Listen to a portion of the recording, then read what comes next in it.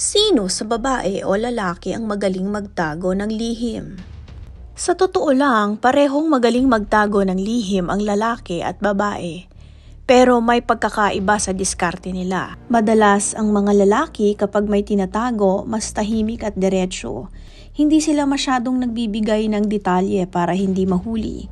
Alam nila kung paano maging kalmado kahit may tinatago, kaya minsan, kahit obvious na, hindi mo talaga mahalata. Samantalang ang mga babae mas strategic.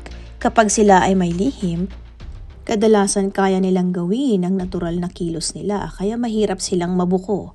Pero ang pinagkaiba, ang lalaki pag nahuli minsan nabubulol at madaling ma-pressure. Ang babae kahit nahuli na, may 100 rason para siya'y ready para maiba ang usapan. So sino ang mas magaling? Depende sa sitwasyon. Pero tandaan, walang lihim na hindi nabubunyag, kaya mas okay pa rin ang honesty kaysa sa pagiging bihasa sa pagtatago.